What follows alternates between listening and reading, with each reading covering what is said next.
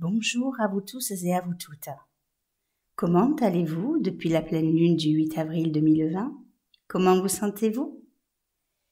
Il est vrai que cette pleine lune a été pour certains mouvementée et que la plupart des événements qui se sont déroulés autour étaient en grande partie influencés par la dissonance presque exacte de Mars et d'Uranus qui s'est faite le 7 avril 2020.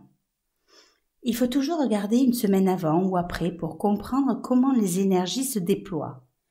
Et là, en l'occurrence, cette forte dissonance Mars-Uranus a pu influencer, par exemple, l'attaque au couteau à Romans-sur-Isère, le 4 avril 2020, générant 2 morts et 7 blessés. C'est aussi ce même jour qu'il y a eu en Chine un train qui a déraillé, entraînant plusieurs blessés. Sans oublier un feu survenu autour de la zone d'exclusion de Tchernobyl, ce même jour du 4 avril 2020. Le 15 avril 2020, c'est un hélicoptère militaire qui s'est scratché près de Tarbes, dans les Hautes-Pyrénées, et peut-être bien aussi que je n'ai pas tout référencé. D'un point de vue financier, Uranus en Taureau dissonant à Mars en Verseau parle de transformation financière et collective, ce qui a amené Trump à menacer le 8 avril 2020 la suspension de financement alloué à l'Organisation mondiale de la santé, l'OMS, celle qui précisément est chargée de la coordination de la lutte contre cette pandémie. Suspension qui d'ailleurs a été mise à exécution le 14 avril 2020. Cette décision attise bien sûr les tensions entre les États et fragilise un peu plus la coopération internationale, mettant le monde entier en danger. Sur le plan personnel, ces énergies ont pu pousser certains à plus d'actes incontrôlés et de violences destructrices dans les foyers. Cela a pu réveiller des comportements tyranniques, compulsifs, voire explosifs, des conflits au sein des familles, des femmes battues, des enfants persécutés, qui fait dire qu'avec cet aspect violent et ce confinement imposé, nombre de commissariats sont encore plus débordés les veilles de pleine lune. Toutes ces énergies se ressemblent toutes. Elles augurent avec la dissonance Mars-Uranus des accidents ou des catastrophes qui arrivent toujours de façon imprévue et brutale. Pour l'heure, cette nouvelle lune se fera dans le signe des Taureaux avec le Soleil à 3,24 et la Lune à 3,25. Pour rappel, la nouvelle lune est toujours un moment où il nous est donné la possibilité d'un nouveau départ, d'un changement, car les nouvelles lunes amorcent à chaque fois l'entrée dans un nouveau cycle de 28 jours qui se termine et qui redémarre à la nouvelle lune suivante. C'est donc un temps où l'on met en place un nouveau projet, un temps où l'on pose de nouvelles intentions, où l'on ajuste nos créations afin de reformuler de nouvelles intentions plus proches de qui l'on est vraiment. Le signe du Taureau est un signe fixe, un signe de terre, qui parle de valeurs matérielles, de valeurs concrètes et stables.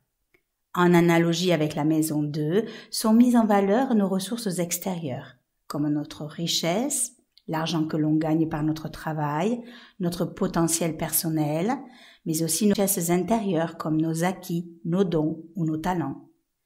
Signe en analogie avec la nature, la terre, l'écologie et l'agriculture, elle correspond aussi à notre territoire propre, comme notre patrimoine.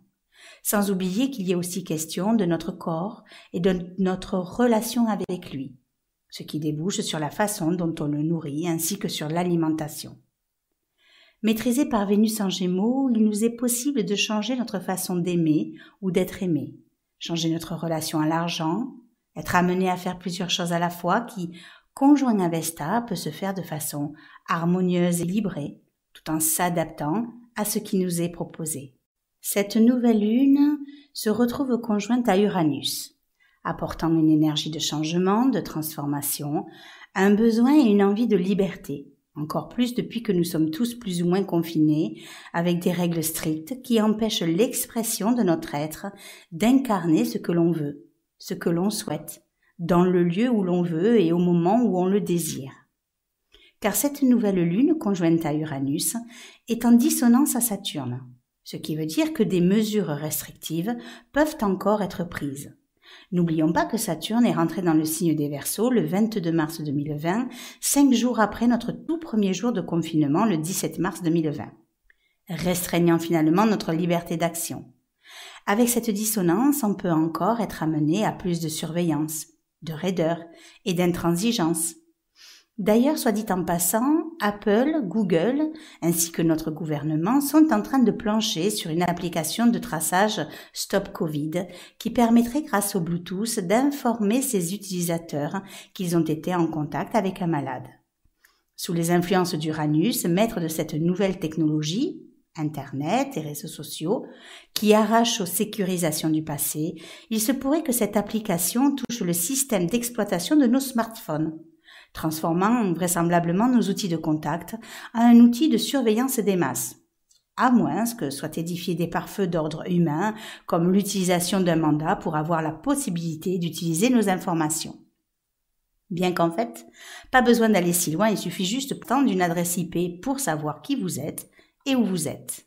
Cette nouvelle lune risque donc de nous rendre un peu plus têtus, avec des idées fixes qui pourraient amener certains à ruminer et à penser au passé, réveillant probablement certaines rancunes.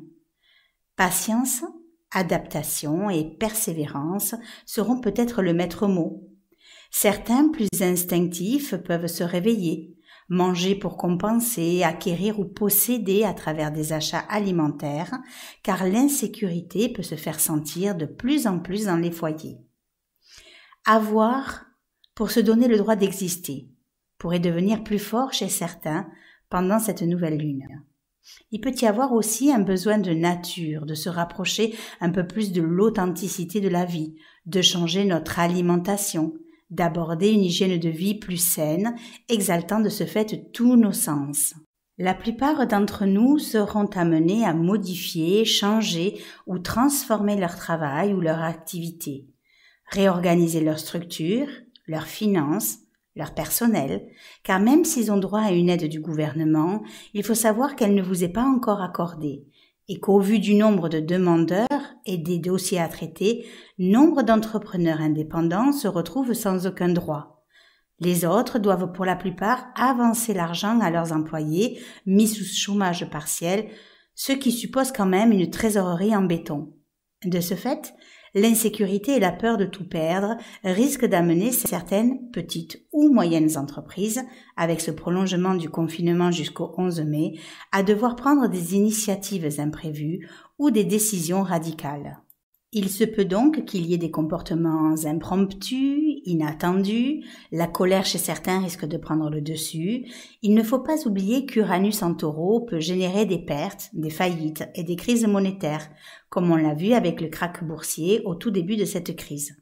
D'ailleurs, la dissonance Soleil-Jupiter-Pluton est un aspect de tension et de conflit avec l'autorité, la richesse ou l'expansion, soulevant des angoisses, des peurs et des pulsions primitives. Cela risque de créer chez certains du désordre, de la confusion, voire de la déception, avec la dissonance Soleil-Neptune. Le peuple, avec la Lune, se sent frustré, insatisfait, avec la dissonance à Saturne, réveillant un sentiment d'abandon et créant une instabilité dans les foyers, ce qui peut pousser nombre d'entre nous à quelques essais destructeurs ou douloureux avec la dissonance Lune-Jupiter-Pluton. Tout cela engendre un climat de révolte intérieure, d'envie de changement et de libération d'un mode de vie devenu obsolète, qui peut susciter une excitation néfaste ou une désorganisation qui, si nous n'étions pas confinés, pourrait bien se changer en manifestation ou révolution, engendrant en tout cas une certaine nervosité et mécontentement avec une dissonance Uranus-Neptune. Cela peut aussi suggérer que beaucoup d'entre nous, après un mois de confinement, se regroupent en cachette, les uns chez les autres, bravant l'autorité et les interdictions, continuant à vivre pour la plupart comme si de rien n'était. Mercure, qui représente la communication, la presse, la jeunesse, les enseignants, forme un aspect de tension avec Jupiter-Pluton, développant un esprit de désordre avec des esprits insouciants.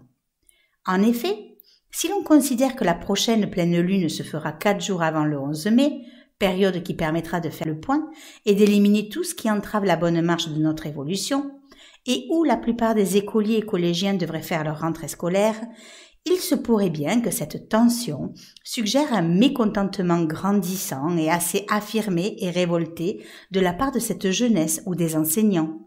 N'oublions pas que Mercure transite le signe des Béliers du 11 avril au 27 avril 2020 et que dans ce signe, notre communication est quelque peu affirmée.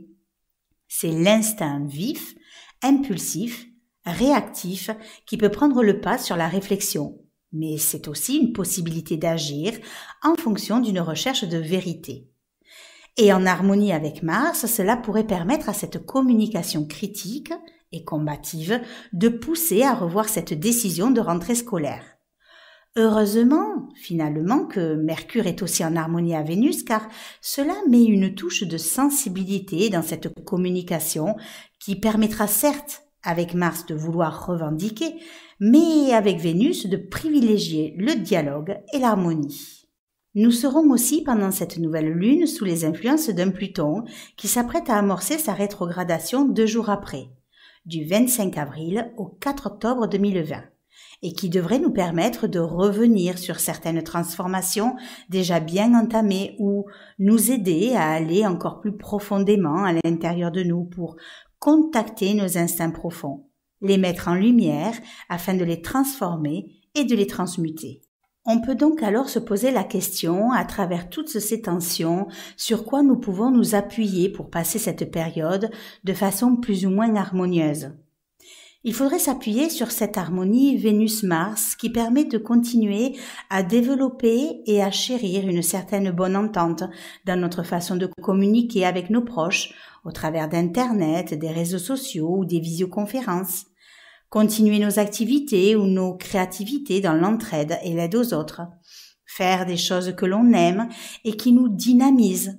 Rencontrer des personnes avec qui échanger, profiter des bons aspects que ce confinement nous oblige à développer et à aller rechercher tout au fond de notre être.